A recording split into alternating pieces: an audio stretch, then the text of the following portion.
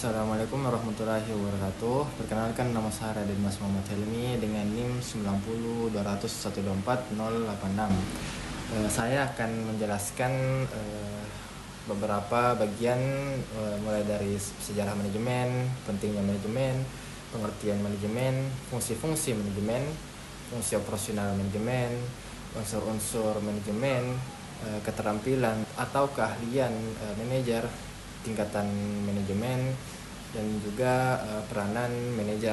Baik, yang pertama adalah sejarah manajemen. Manajemen ini sebenarnya sudah ada sejak zaman dahulu kala, bahkan sebelum istilah manajemen ini dikenal luas.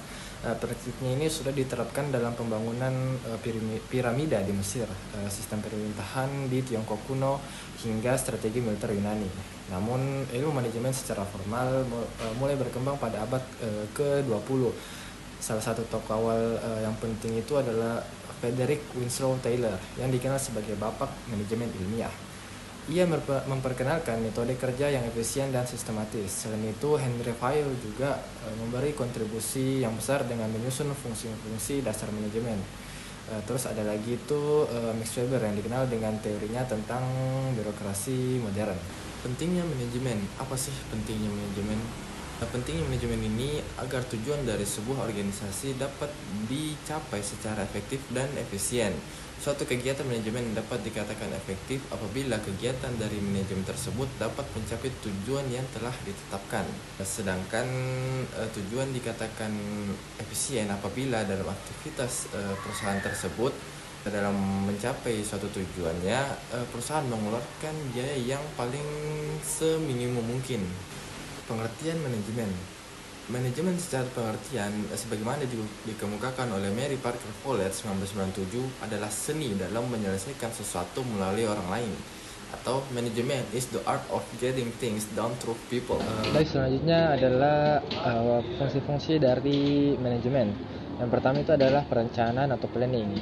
Planning atau perencanaan ini adalah proses menetapkan suatu tujuan bisnis, merumuskan strategi, dan menentukan sumber daya yang dibutuhkan, serta menetapkan indikator-indikator keberhasilan untuk mencapai tujuan dari bisnis tersebut. Yang kedua itu adalah pengorganisasian atau organizing, yang dimana mencakup pembagian tugas, wewenang, tanggung jawab, serta menyusun struktur organisasi dan melakukan perekrutan, pelatihan, dan penempatan tenaga kerja sesuai dengan kemampuan dari para pekerja.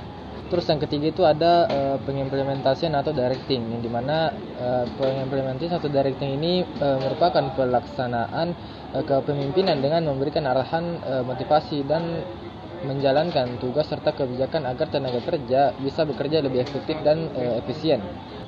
Selanjutnya adalah pengawasan atau controlling. Controlling ini adalah proses evaluasi pencapaian tujuan dari suatu bisnis dengan melakukan koreksi atas penyimpangan-penyimpangan yang menjadi menghambat pencapaian suatu target bisnis, dan mencari solusi atas masalah-masalah apa juga yang menghambat pencapaian target bisnis tersebut. Selanjutnya adalah fungsi operasional manajemen. Yang pertama adalah manajemen sumber daya manusia atau MSDM. Penerapan manajemen sumber daya manusia ini berdasarkan fungsinya untuk memperoleh sumber daya manusia yang terbaik bagi bisnis yang sedang kita jalankan, dan bagaimana sumber daya manusia yang terkait tersebut dapat betah atau nyaman dengan kita, dan tetap bisa bekerja bersama kita dengan kualitas pekerjaan yang selalu konstan dan penuh inovasi. Selanjutnya adalah manajemen produksi, di mana manajemen produksi ini menghasilkan produk yang sesuai dengan standar yang telah ditetapkan oleh perusahaan berdasarkan keinginan para konsumen. Dengan teknik produksi yang seefisien mungkin, kegiatan ini pada dasarnya merupakan proses dari sumber daya input dapat diubah menjadi output, yaitu berupa barang atau jasa. Manajemen produksi ini mencakup dari bahan baku, proses penyelesaian seefisien dan sesuai dengan standar. Terus ada lokasi produksi, layout, kegiatan produksi, serta lokasi penyimpanan hasil produksi. Manajemen pemasaran. Kegiatan manajemen ini berdasarkan fungsinya, yaitu yang pada intinya ini berusaha untuk mengidentifikasi seperti apa sih atau apa yang sesungguhnya menjadi kebutuhan atau yang sedang dibutuhkan oleh para konsumen, dan bagaimana cara pemenuhan yang dapat diwujudkan. Setelah output produk terwujud, maka manajemen pemasaran kemudian juga melakukan kegiatan dalam proses penyampaian produk kepada para konsumen. Manajemen keuangan. Nah, manajemen keuangan ini yang pada intinya ini juga berusaha untuk memastikan bahwa kegiatan bisnis yang dilakukan oleh perusahaan ini mampu mencapai tujuannya secara ekonomis, yaitu diukur dengan berdasarkan profit. Nah, tugas manajemen keuangan ini diantaranya itu merencanakan dari mana pembiayaan bisnis diperoleh dan dengan cara apa modal yang telah diperoleh ini dialokasikan secara tepat dalam kegiatan bisnis yang sedang dijalankan oleh perusahaan ataupun organisasi. Selanjutnya adalah manajemen informasi.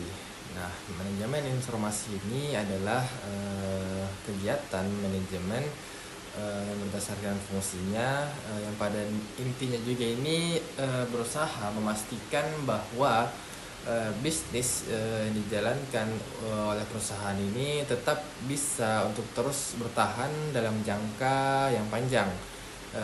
Untuk memastikan itu, manajemen informasi ini bertugas untuk menyediakan seluruh informasi-informasi yang terkait dengan kegiatan-kegiatan yang dilakukan oleh perusahaan, baik dari informasi internal maupun eksternal, yang dapat mendorong kegiatan bisnis yang dijalankan oleh perusahaan ini tetap mampu beradaptasi dengan perubahan yang terjadi di masa yang akan datang nanti.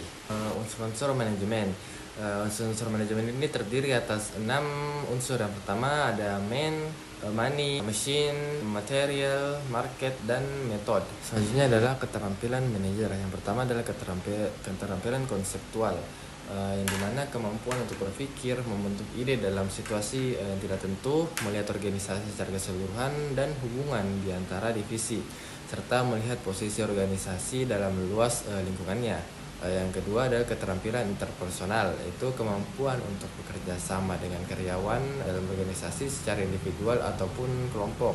Yang ketiga ada keterampilan teknikal, yaitu kemampuan untuk memiliki pengetahuan dan keahlian dalam suatu area tertentu yang dikelolanya. Selanjutnya ada jenis-jenis manajer. Yang pertama itu ada dimensi vertikal, dan di dimensi vertikal ini ada 3 bagian. Yang pertama adalah manajer tingkat bawah. Nah, dalam tingkatan ini manajer yang juga dikenal sebagai supervisor bertugas dan bertanggung jawab langsung mengawasi lancarnya operasi dari organisasi. Yang kedua adalah manajer tingkat menengah. Nah, manajer tingkat menengah ini bertanggung jawab untuk pengarahan kegiatan-kegiatan yang sifatnya mengimplementasikan kebijakan organisasi dan mencari keseimbangan antara tuntutan atasannya dengan kemampuan para bawahannya. Selanjutnya adalah manajer tingkat menengah. Nah, ini biasanya disebut sebagai kepala departemen atau chief atau manajer divisi lah. Manajer tingkat atas ini bertanggung jawab atas pembuatan keputusan dari organisasi dan menetapkan kebijakan dan strategi yang nantinya akan berpengaruh pada seluruh aspek dalam organisasi. Manajer ini seperti eksekutif, chief, eksekutif, direktur ataupun CEO. Selanjutnya adalah dimensi horizontal, di mana yang pertama itu ada manajer fungsional. Manajer fungsional ini adalah manajer yang bertanggung jawab atas spesialisasi artinya dalam manajemen di dalam sebuah organisasi. Contohnya itu seperti pemasaran, operasional, maupun sumber daya manusianya. Yang kedua adalah manajer umum. Manajer umum ini adalah manajer yang bertanggung jawab atas seluruh organisasi. Sehingga manajer umum ini juga bisa dibilang mengetuai semua spesialisasi area yang ada dalam sebuah organisasi. Contohnya itu seperti sumber daya manusia, keuangan, pemasaran, produksi dan unit riset, serta rekayasa dan pengembangan. Selanjutnya atau yang terakhir itu adalah manajer proyek, yang dimana manajer proyek ini adalah manajer yang bertanggung jawab atas koordinasi individu-individu yang berasal dari beberapa unit yang berbeda dalam sebuah organisasi yang terlibat dalam suatu proyek tertentu. Selanjutnya ada peranan manajer, yang dimana yang pertama itu adalah peranan antar pribadi, yaitu yang pertama ada kepala figur, pemimpin, dan penghubung. Yang kedua ada peranan informasional, yang dimana yang pertama itu adalah peranan pemonitor, peranan penyebar berita, peranan juru bicara. Dan yang ketiga adalah peran pengambilan keputusan, yang dimana yang pertama itu ada peranan wirausaha, peranan penanganan keuangan, peranan pengalokasian sumber daya, dan peranan penengah. Bismillahirrahmanirrahim. Qayyiman liyunzira ba'san syadidan min ladunhu wa yubashshiral mu'minin allazina ya'maluna as-solihati anna lahum ajran hasana. Yang artinya itu dia menjadikannya kitab yang lurus agar dia memberi peringatan akan siksa yang sangat pedih dari sisinya, dan memberi kabar gembira kepada orang-orang mukmin yang mengerjakan kebajikan bahwa mereka akan mendapatkan balasan yang baik.